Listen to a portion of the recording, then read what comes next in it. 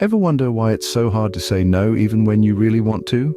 This is a struggle many of us face, and it's rooted in our understanding, or rather misunderstanding, of personal boundaries. Personal boundaries are the limits we set with others in terms of the kind of behavior we find acceptable or unacceptable.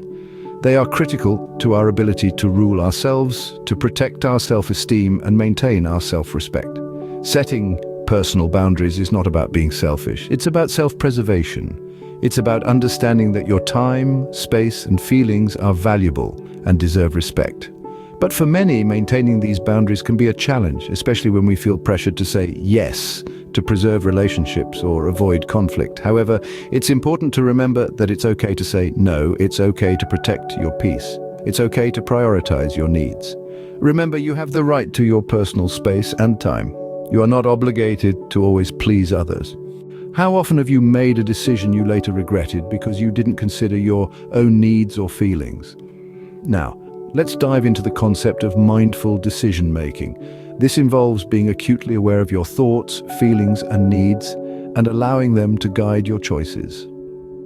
Imagine you're at a crossroads. One path leads to a decision that may please others, but leaves you feeling drained or unsatisfied. The other path, however, may not be popular, but it aligns with your personal values and promotes your well-being.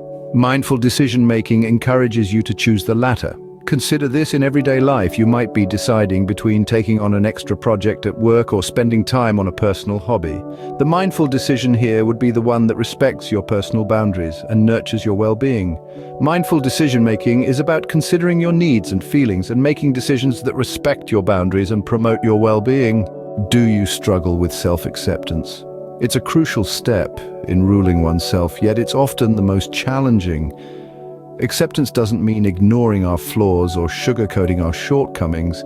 Rather, it's about embracing ourselves in our entirety, warts and all.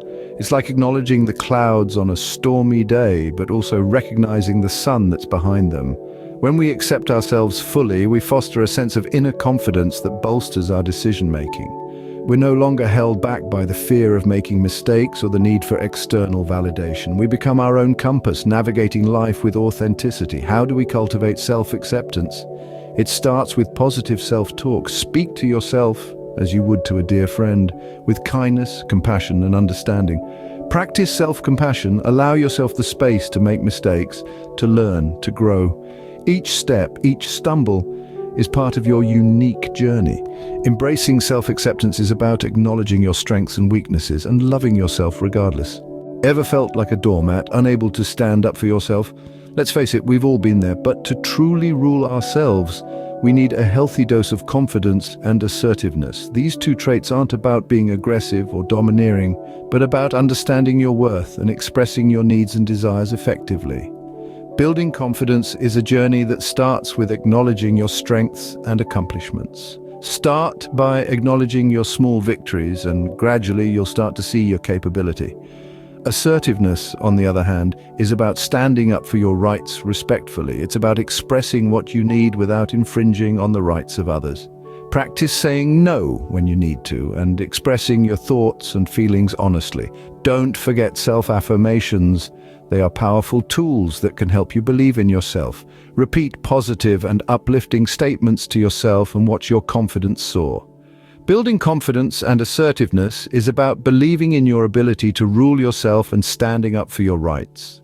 When was the last time you did something just for you? Let's talk about self-care, a crucial aspect of ruling oneself. It's not just about bubble baths and chocolates, although they can be part of it. Self-care is about recognizing and tending to your needs, both physical and emotional. It's about taking care of your mental health, feeding your soul, and rejuvenating your spirit. When you nourish your body with healthy food and regular exercise, you're practicing self-care. When you set aside time to relax, meditate, or pursue a hobby, you're practicing self-care. When you say no to overcommitment and protect your time, that's self-care too. These activities boost your confidence, promote self-acceptance, and aid in mindful decision-making. They recharge your batteries so you're ready to face whatever comes your way. Incorporating self-care into your daily routine is not an act of indulgence, but an act of self-preservation. Navigating self-care is about taking care of your needs and prioritizing your well-being. Remember, you can't pour from an empty cup.